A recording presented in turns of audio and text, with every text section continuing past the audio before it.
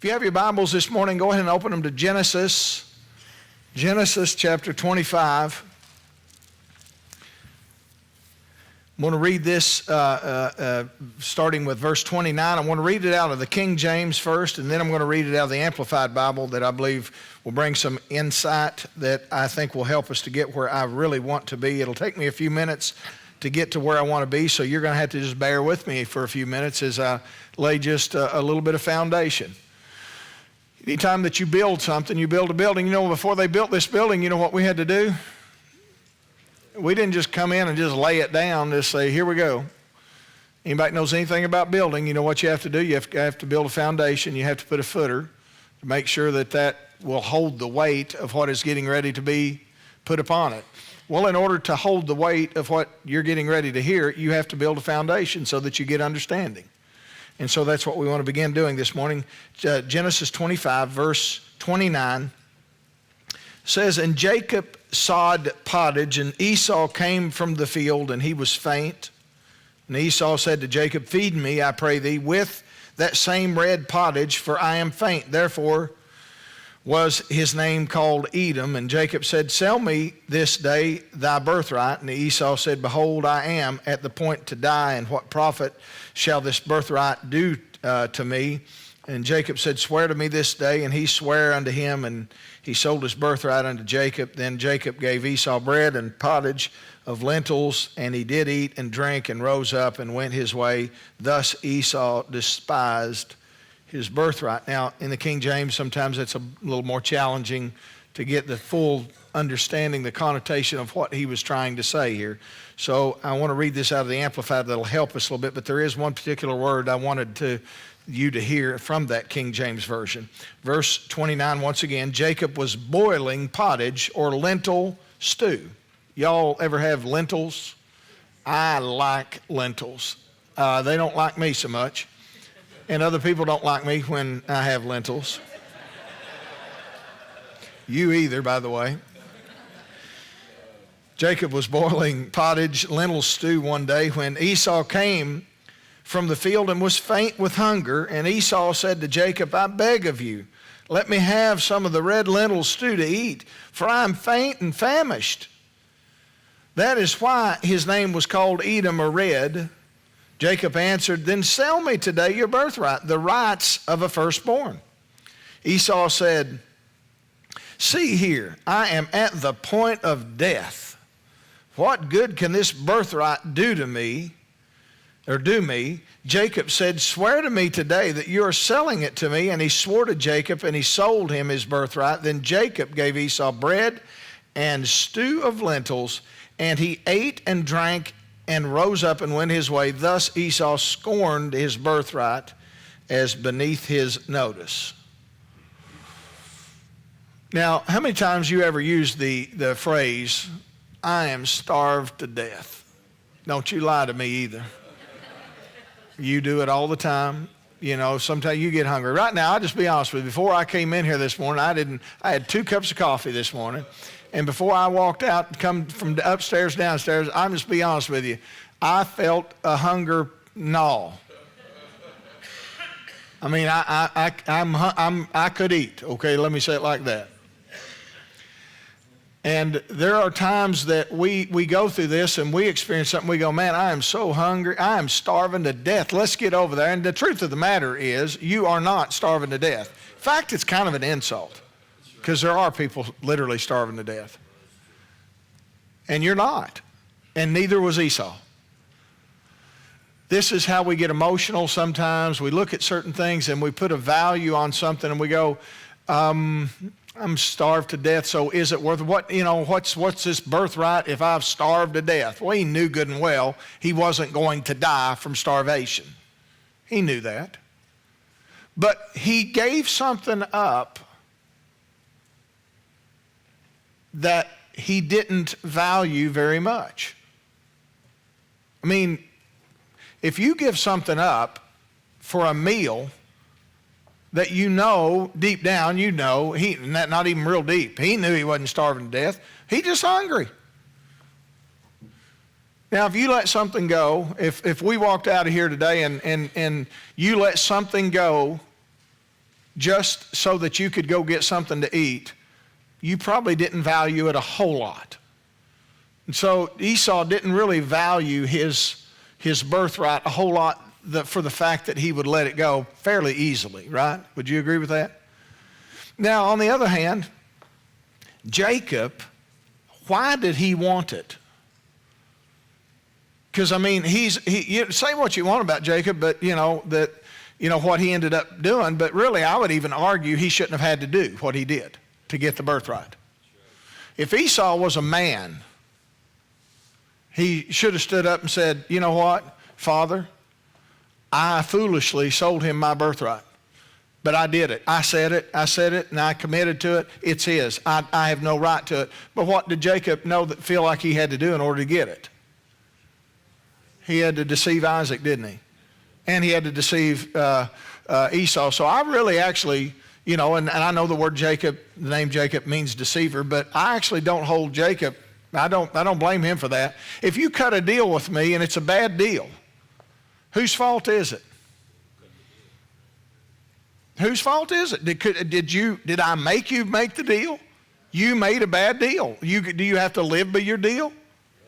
You should live by your deal, right? Well, Esau should have lived by his deal, but he didn't want to, so Jacob felt like he had to do it. But Jacob wanted it for a reason, is because he esteemed it. He valued it. He recognized that there was something special about the birthright, because with the birthright came the blessing from the father upon the child, the firstborn. So he wanted that. He esteemed and recognized that with that blessing came something that was special. And so he wanted it, and Esau did not value it very much. We know that he essentially was willing to sell it for a meal. And in fact, about it, this is the word I wanted you to see in the King James. Verse 34, Jacob gave to Esau bread and pottage of lentils, and he did eat and drink and rose up and went his way. Thus, or because of that, Esau despised his birthright. Now, despised is an interesting word. If you look it up in the Strong's Concordance, you'll see that it's just essentially another word for dishonor. The opposite of despised is honor.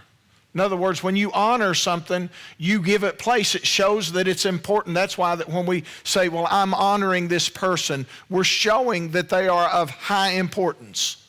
So when we honor the Lord, what are we saying? He's important. We're giving him place. We're presenting him in a higher level. And so he dishonored or despised what it was that rightfully belonged to him, and which also tells me this. Sometimes we think that the blessings of God automatically come to us, but not if you despise them. Not if you don't recognize their importance. I mean, do people consider going to church important? I know I'm starting to meddle just a little bit here. Do people value going to church? Do they value praying? Do they value giving? Do they value being baptized in the Holy Ghost? Is there a value to them for that? Do they put it on a how important is it? And some people say, well, if I can make it, I try to make it. Then I would say that you're very similar to Esau. Don't shout me down just because I'm already preaching really good. Well, I do the best I can, and I understand. Don't misunderstand me. I'm not condemning anybody. Please don't go. That's not my point. I'm talking about there are times you have certain things you have to do, and you can't. It is. I understand. Sometimes jobs get in the way and things like that. I understand you have to eat. You got to take care of things, right? I get that. I'm talking about just internally asking yourself, how important is it? Because church isn't really about you and God. In the sense of your relationship. It's about developing your relationship. But there's lots of folks that are born again believers. They're saved. They love God. Don't go to church. But there's still something about why do they not come to church? They don't see it as important. They don't see the value in it. And sometimes that's not entirely their fault. You know what I mean by that? Sometimes folks, they come into church and they get abused, whether it be verbally, or beat up from spiritually beat up, or constantly, like telling you everything, condemning you, telling everything you're doing wrong. Well, church is supposed to be a place of inspiration. It is supposed to be a place of knowledge. It is supposed to be a place of building you up in your relationship. And so sometimes we come in and we've experienced that. I think to some degree, everybody's probably experienced that to some degree. Our goal has always been to lift people up. Our goal is always to fulfill your lives with knowledge and information. Because to me, you can't make proper decisions without the right knowledge.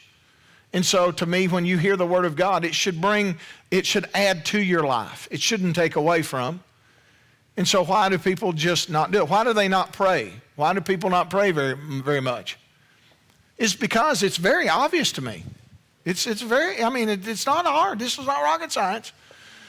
The reason that many people don't pray much is because they just don't see the value of it. They would never say that.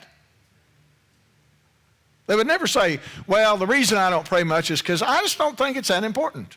They would not say that because after all, that would cut them from their religious experience, their religious upbringing.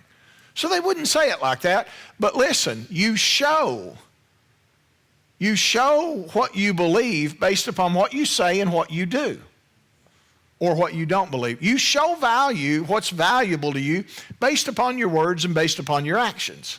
Right? Come on now.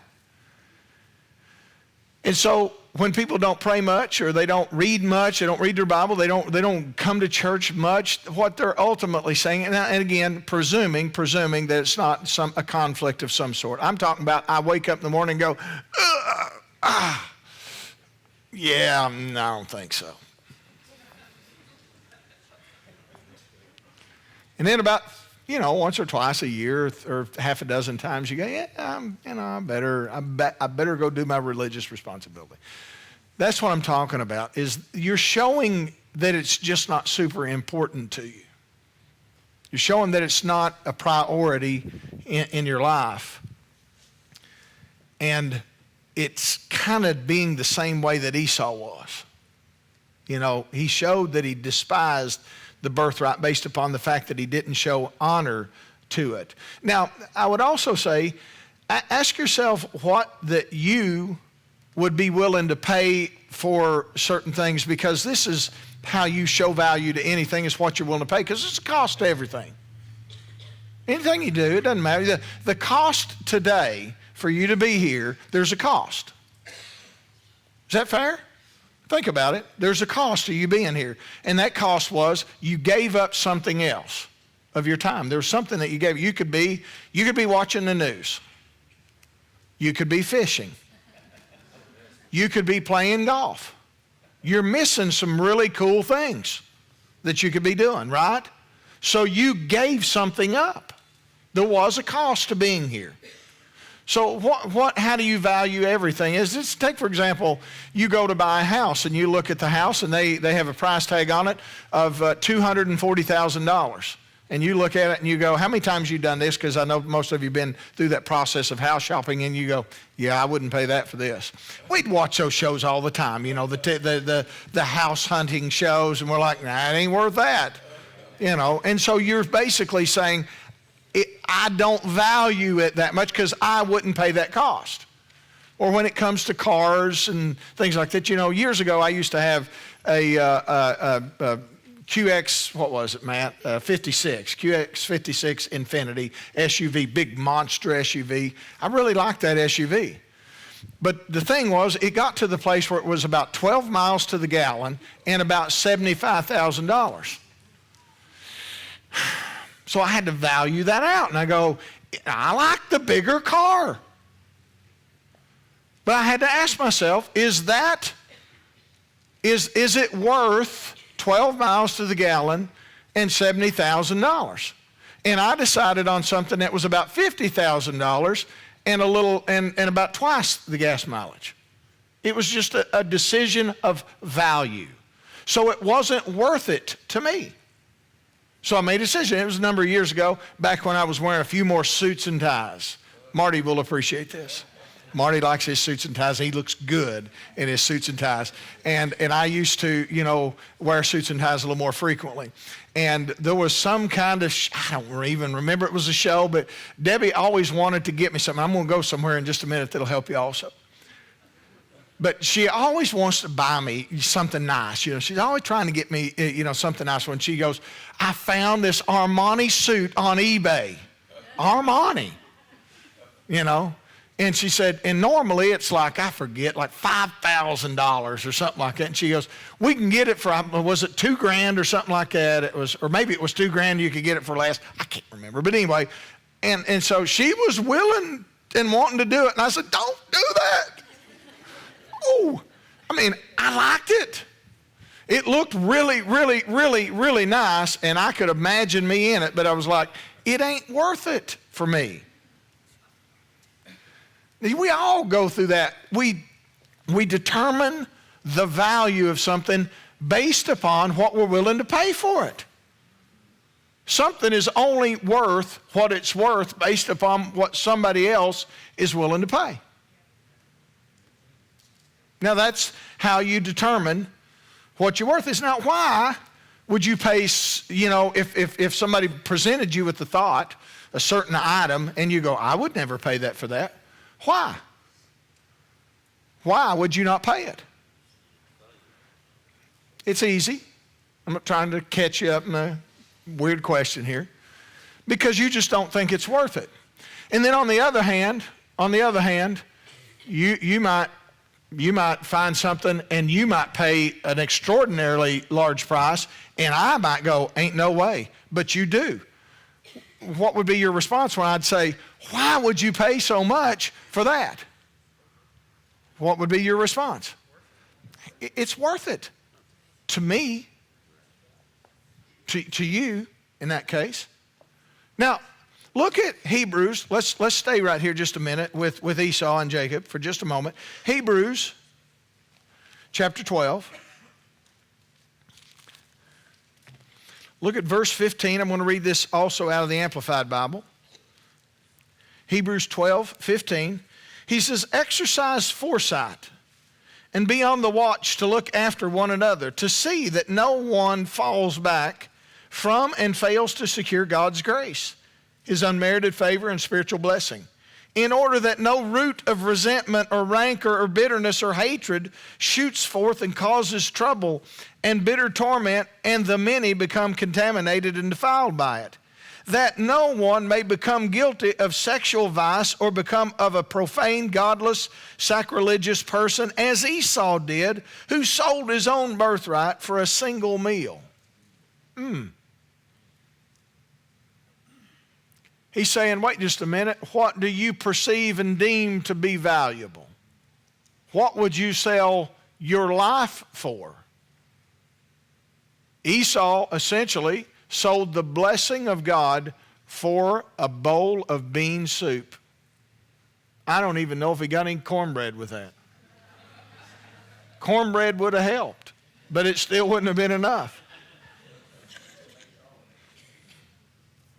For you understand that later on, when he wanted to regain title to his inheritance of the blessing, he was rejected. In other words, he wanted it back, and then he acted like he was dishonorable once, and then he was dishonorable again. He was dishonorable for selling it for any price, but such a small price. But then he was dishonorable again that he didn't keep his word. And he was rejected, disqualified, and set aside, for he could find no opportunity to repair by repentance what he had done, and no chance to recall the choice that he had made, although he sought for it carefully with bitter tears. In other words, he regretted that he had not deemed something of importance. And so he lost what ultimately should have been his. Now, 1 Corinthians chapter 6, verse 20 says that you're bought with a price. You've been bought with a price. Humanity was bought back with a price. And let me just say this, the price that you were bought with was acceptable to God. Remember what I said just a minute ago? The value of something the value of whatever it is established based upon the price that someone is willing to pay. Now, it's been some time back, but I thought about this as I was putting some of my notes together here. It was a number of years ago that, when me and Debbie, we've been married almost 28 years now. And so when we first got married, and many of you have heard me tell the story, but it'll bear repeating again. When we got married, it was like, we're coffee drinkers. Okay, so she had Folgers and Maxwell House and the 3-pound can, you know what I'm talking about. And you get your can from Kroger or wherever, and make you coffee and go on, And so coffee's coffee, right? I mean, that's what I thought. And so she comes to me one day and she goes, I want to buy this coffee, this gourmet coffee. And I said, gourmet coffee? Well, anytime you put gourmet on anything, you know what that means. Right? So she says, I want to buy this gourmet coffee. And I said, gourmet, how much does that cost? She goes, it's about $10 a pound. I said, $10 a pound? You're out of your mind. I said, you can buy 3 pounds for like $6-7. You're crazy. And she goes, well, I'm going to buy some anyway. And she goes, you just don't get any of my gourmet coffee when it comes in. So the gourmet coffee comes in and she makes it. I don't even know it came in. And she goes, would you like to have a cup of my gourmet coffee? And I said, so you went ahead and bought that? She goes, yes, would you like to have a cup? And I said, yes. And so she graciously poured me a cup of coffee and fixed it the way that I like it, and she got it all together. And I took one drink, one sip. That was it, one sip. And I looked at her and I said, don't you ever buy Folgers or Maxwell House coffee ever again. Don't you ever do it. She said, is it good? I said, if we can't afford to buy that, we need to quit drinking coffee. Now, we established the value of that based upon the fact, or she did, the fact of what she was willing to pay. Now, you, on the other hand, you might go, ain't no way I'm paying $10 for a pound of gourmet coffee. I can live with the Folgers for $2.99 a pound or whatever. You might. And there wouldn't be nothing wrong with that. But the value was for us what we were willing to pay, and the value is for what you were willing to pay. It's like also cars. I like cars. And I think, the older I get, they become maybe just a hair less thoughtful for me. But it used to be, there used to be a period of time in my life I was like, man, I'd love to have this, I'd love to have that. And God has blessed me to be able to have some nice cars through the years. But there was a time where I really was like, I was like kind of working towards something. I was like, I would really like to have an Aston Martin car because I could pretend to be James Bond. I can get in it and I can put on the theme song to a 007, movie, and I can drive and hit the curves and I can do all that. You know what I'm saying? Now they're about like $200,000 or something like that. But I had that in my head that one of these days, whether used or new, I'm going to have me an Aston Martin car. Today, I don't feel so much that way. Or a Rolls Royce. Would you buy a Rolls Royce? Would you spend $350,000 for a Rolls Royce? Would you raise your hand, would anybody pay $350,000? Matt would, Linda would, Chris would, Debbie would, Kathy would. There's a few of you, but most of you, I presume, wouldn't. Why? Because it ain't worth it to you. You're like, as long as I get from here to there, right? You based the value, which ain't much to you, based on what you'd be willing to pay. You just said, I'm not willing to pay that, so therefore you showed that it's not that valuable to you. For our 10th anniversary, Debbie got me a Rolex watch. Now, it's been a couple of years ago, 17 years ago. Now, here's the thing. Would you buy a Rolex watch? Most people. I don't know. I ain't going to say what she paid, but it wasn't like ridiculous, crazy. But it was definitely expensive, okay? When she got it, I'm like, why'd you do it? She said, because you didn't pay for it. She said, you didn't pay for it, so shut up and put it on. I said, well, my baby, it's beautiful. It's beautiful, but that costs. She said, shut up and put it on. Now, why? I'm going somewhere. I'm not just touting a Rolex watch. Okay, that's not what I'm making some points here. Why did she give me a Rolex watch that cost quite a bit of money? She thought I was worth it. She thought I was worth the amount of money that it cost to buy a Rolex watch and give me the Rolex watch. She thought that was worth it to me. She thought that I was worth it to her, that she would do that for me. She saw the worth in that. She saw the value in that. Now, I'm not saying, husbands, wives, don't use that against each other. Don't go home and say, baby, honey, you heard Pastor Phil talk about this, that, now you need to go out and buy me this or buy me. Don't do that. That's got to be what you got to come to that conclusion that whatever. That was not the point, right? Come on, can somebody say amen? Amen. All right, I just want to make sure you got that. The point is she thought for that particular moment that I was worth it. And I get involved, sometimes I think about ministry sometimes, and it really frustrates me. I'm going to get on my soapbox here just a minute. It really frustrates me when I hear people start talking about, well, that's good enough for church stuff. We can do that, or we don't. I mean, why you need that? And you hear it like in bigger ministries when they have their own airplanes. I've heard people myself get all bent out of shape. Well, why can't they fly coach like I fly coach? All right, well, what you just said is this. You don't value their ministry much. Now, I'm not saying go get an airplane. If I had a need for an airplane, if we had another church in California and one over in Florida, let's go to Florida instead. If we was, somewhere else, and I had a need for it, then I'd say, Kingsway Church, if they were in shape to do it, ought to buy me an airplane. I'd say that. And you'd say, what? What do you mean, get you an airplane, flying back and forth? Who do you think you are? Oh, nobody in particular, other than it's just somebody that's sharing the only thing that's the most important thing in the world. So that's the most important thing in the world. What's any more important than somebody hearing the gospel? Is there anything? So we look at it sometimes and we say, no, I don't have a need for it. So for me to go out and say, Kingsway Church, buy me an airplane so I can fly around, let Matt fly me around, just ain't good enough. Now it becomes about me, not about the mission.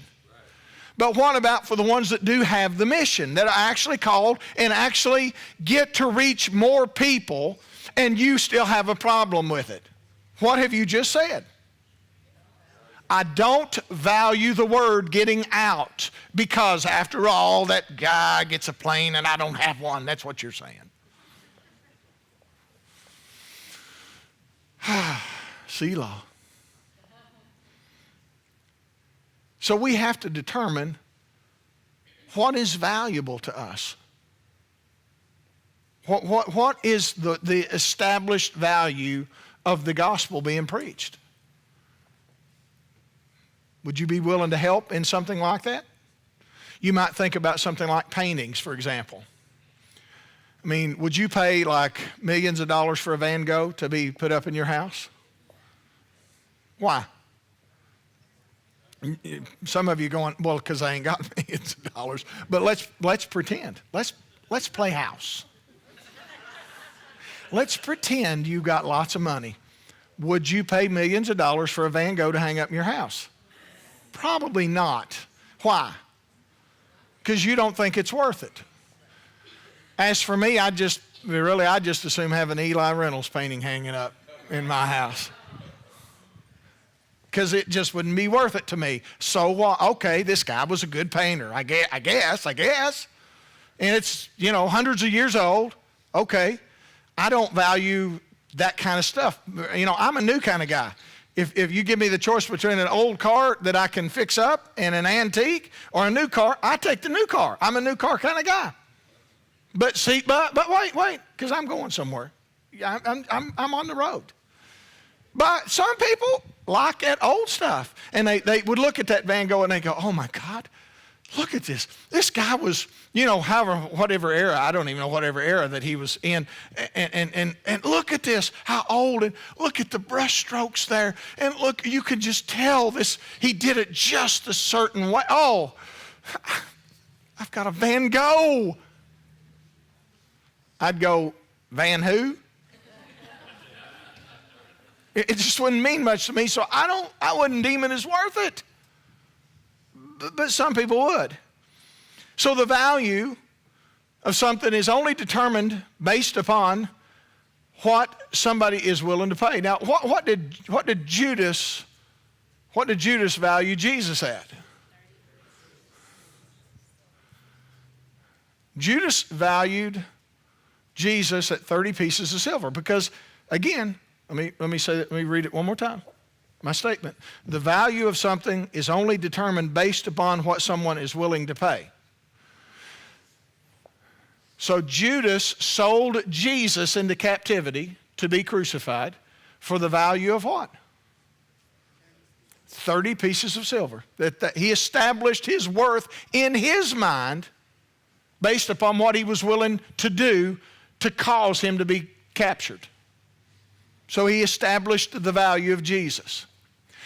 Now, I wonder, what was God willing to pay for you? What was Jesus willing to do and pay for you? Because, watch. The value is established based upon what someone is willing to pay. We look at ourselves sometimes and we think, oh, I'm not worth much. Now, look in Hebrews chapter 12. You're already there, right? Look at verse 1. I'm going to read this out of the Amplified Bible too.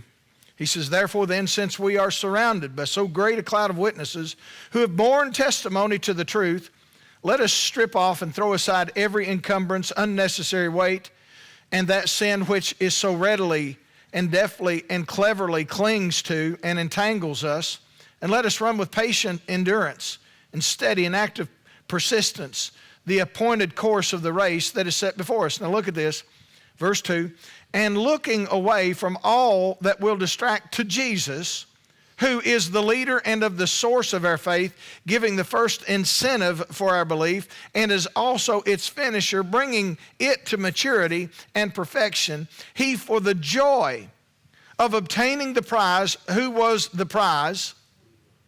Who?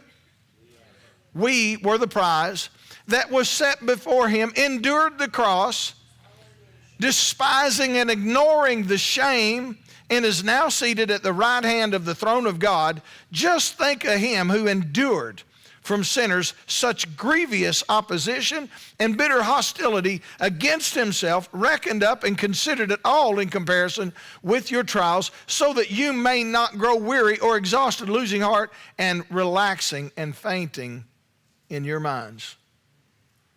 So he shows here what Jesus endured so that he could get to you. What has he done by doing that? He established the value of the way that he perceived you. Whatever price that God was willing to pay and whatever Jesus was willing to do established the value of what you were worth. Because many times we go through life, and you've seen it too, You've recognized people that have done, and said some things. Turn to John while I'm still chatting. John chapter 3. You've seen people come into church and they'll say, I'm an old sinner. I'm a scoundrel, and you were. But, and they'll talk about it in a sense like, I'm still a sinner. Now, you still have the propensity to sin. But sinner gives with it the connotation that it is who you are. Now, we have people come in and they'll say these things like, I've done too much, I've gone too far, I have gone to the place where God don't want me, he doesn't want anything to do with me because I've gone too far. Is that what the Bible teaches us? Has he established the value and the worth that is for you based upon what he did? And people will say they devalue themselves. They look at themselves and they think less of themselves than they should. Now, you shouldn't think more highly of yourself than you ought. The Bible also tells us, in other words, thinking that somehow or another you've ascended to salvation on your own, or that somehow or another that you did it in your own actions or your own work. No. But when you recognize the value of what Jesus has done for you, it also establishes the value of how he sees you. In other words, you recognize that Jesus sees you differently than what you probably see yourself. Because you see yourself as just an old sinner, just barely saved by grace, holding on, holding out to the end. But the Bible tells us that when we are forgiven, he says that if we, in 1 John 1:9, that if we confess our sin, he's faithful and just to forgive us of our sins, now watch this, and cleanse us from how much unrighteousness? From all unrighteousness. In other words, if you've been cleansed from unrighteousness, what does that make you? How does he see you? Jesus sees you differently than you see you. And when you devalue yourself, you recognize, you say, well, I'm not worth this. What you do is you spit on the price that God has paid for you. You determine the value of something based upon what you're willing to pay. You do it every day. You do it all the time. Some of you are going to do it in just a few minutes. It's because you go into to the restaurant and you're going to look at the menu and you're going to make a decision. Some of you, not all of you, some of you go, I don't care what the cost is, that's what I want. Well, you kind of put a value on it. But then you're going to look at it and you're going to go, well, I don't want to spend $22, but I will spend $16. So what did you do? You established the value of today's meal at $16. Jesus established the value of you based upon the price that he was willing to pay. Look at this. Very familiar verse here, but watch this. For God so loved the world that he gave his only begotten Son, that whosoever believes in him should not perish, but have everlasting life. Look at John 13. John 13, verse 21, said, when Jesus had thus said, he was troubled in spirit and testified and said, verily, verily, I say unto you that one of you shall betray me. Then the disciples looked one to another, doubting of whom he spake. Now there was leaning on Jesus' bosom one of his disciples whom Jesus loved. Simon Peter therefore beckoned to him that he should ask who it should be that he spake of. And he, lying on Jesus' breast, saith unto him, Lord, who is it? And Jesus answered, he it is to whom I shall give a sop when I have dipped it. And when he dipped the sop, he gave it to Judas Iscariot, the son of Simon. And after the sop, Satan entered into him. Then Jesus said to him, that thou doest, do quickly. Now, in other words, there's two things here that I want to see in that, or that I see in that. Number one, I see how much value that Jesus, even still at this moment, had upon Judas, because even him saying that, when he says he knows who it is that's going to betray him, what does that say to the one that's betraying him? I know what you're about ready to do. Would that make you potentially reconsider? Oh my God, what am I thinking? He knows it's me. And Jesus even still is trying to peck through Judas's heart. He's still trying to get Judas to see, Judas, don't do this. But Judas goes ahead with it because his heart is hardened and he allows Satan to come into his life. And also, he's showing the rest of his disciples how much that he loves them by the fact that he's letting them know, I'm going to be betrayed. I'm going to do this. And watch this. He's going to be betrayed, and yet he still does it. Betrayal is like painful. Right? When you've been betrayed, what does that, it's painful. But yet he still knows that, and he still goes through with that. Look at John 14. Verse 1, let not your heart be troubled. You believe in God, believe also in me. In my Father's house are many mansions. And if it were not so, I would have told you, I go to prepare a place for you. And if I go and prepare a place for you, I will come again and receive you unto myself, that where I am, that you may be also. In other words, he says, you can't go without me going first. That's essentially what he was saying, is he's saying, you don't get to go until I do go.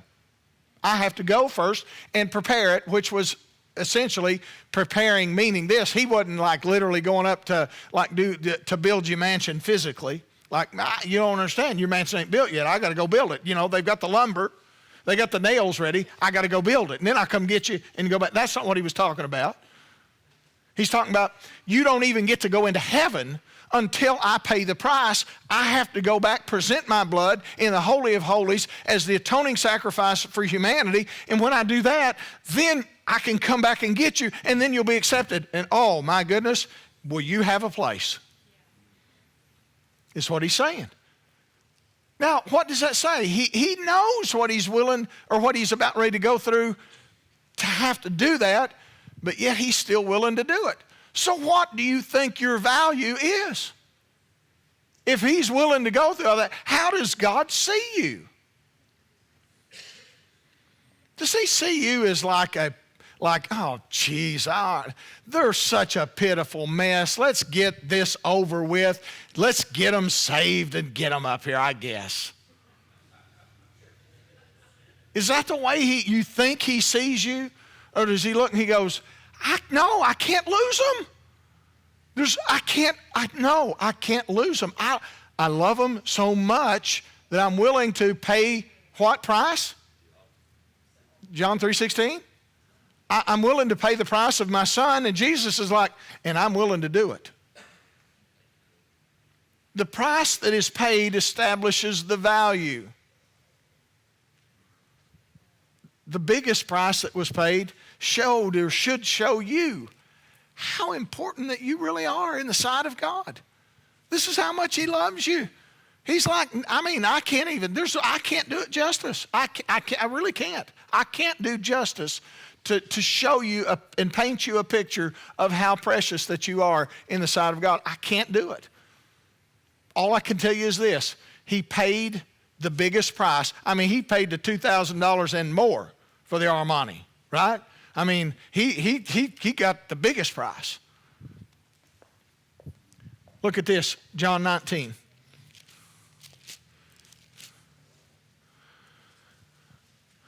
Pilate therefore took Jesus and scourged him. The soldiers platted a crown of thorns and put it on his head. They put on him a purple robe, and they said, "Hail, King of the Jews!" And they smote him with their hands. Pilate there went forth again and said unto them, "Behold, I give him forth to you, that you may know that I find no fault in him." Then came Jesus forth, wearing the crown of thorns, the purple robe, and Pilate saying unto them, "Behold the man." Now, what he was doing is this. He's experiencing pain in the crown of thorns, and he's experiencing humiliation, because what they're doing is mocking him by putting the purple robe on, because that was the color of kings. So they're mocking him. They're hurting him. They're slapping him in the face, and then they ultimately take him to Golgotha to hang on a cross, to experience the agonizing death of crucifixion, and that's how much Jesus loved you. He was like, I'll do it. I'll do it because that's the only way that I can give the expression of my love, of how much that I love him, is I'm willing to pay the biggest price, the largest price that you could possibly pay. Now, you're a millionaire right now, okay? You have $1 million. No, you have $1 billion. You got $1 billion. You know what? Let's just do $1 trillion. You got $1 trillion. You're the richest man on the planet, or richest woman. And so I want to be friends with you.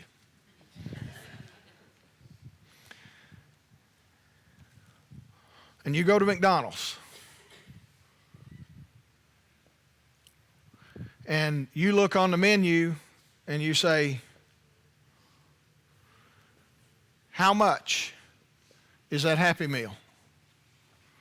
It's a Happy Meal with French fries. It's a burger, little cheeseburger with a little thing of French fries and a small Coke. And you say, how much? How much is that Happy Meal? And the clerk behind the counter says, that will be $1 zillion. No, we didn't go to a zillion, trillion. I'm sorry. We have to keep it where it's at least feasible, right? $1 trillion. She says, or he says, it'll be $1 trillion. Would you pay $1 trillion if you had it for a Happy Meal? Come on now, don't look at me like super spiritual, like right now, like, oh yes, I would. Yes, brother. Yes, brother, I would pay. No, you wouldn't. Would you? Let me ask it one more time. You wouldn't pay $10 for a Happy Meal. Would you pay $1 million? $1 billion? $1 trillion? You go in and they go, it's $1 trillion, and you go, you take checks? You wouldn't, would you? You wouldn't. Why? Why? It just isn't worth it. It just ain't worth $1 trillion. It ain't worth a billion. It isn't worth $1 million. It isn't worth 1,000. It isn't worth 100. It really ain't even worth $10. It might not even be worth $5 to you. But that's what Jesus did for you. If you can relate to that concept, and it's even bigger than that, but I'm trying to get it to a place where you can at least mentally see it. Jesus went in and he said, okay, so to speak, if you'll let me say it like this, devil, sin, death, what do you want for them? And he says, well, I'll take $1 trillion, which is the equivalent of, we're using as the equivalent of Jesus' life. And in your eyes, you're like a Happy Meal. You're like, why would you do that for me? I'm just like a Happy Meal. I'm not worth that. And me looking at you, or you looking at me, you'd probably say, yeah, you're not worth it. You're not worth God's only Son coming to the world and dying for you and going through excruciating, agonizing pain and all that, and you're just not worth it in my sight, or me in your sight. But in God's sight, he said, $1 trillion sounds like a bargain to me. I'll take it. I'll take them. That's what he said. That's the equivalent of what he thinks about you. And you diminish, you dishonor, you despise the birthright when you walk away thinking of yourself any less than the way that God sees you. He loves you so much, he thinks you're the most important thing in the world, or else he would have never paid that kind of price. But what did we say? You establish the price, or you establish the value of something based upon the price that you're willing to pay, and God doesn't have buyer's remorse. He's not sitting around going, I paid too much. Have y'all ever done that before? Believe me, believe me, believe me. We have done that lots of times. We got sucked into a timeshare one time and still in the middle of that mess years and years ago. I'm like 15 seconds afterwards, you're like, oh God, what did I do? Buyer's remorse. That's not God. He's not sitting there going, oh no, what did we do? It was too much. He's like, I pay it and happily pay it because I love them that much. That's what the heart of God says to you.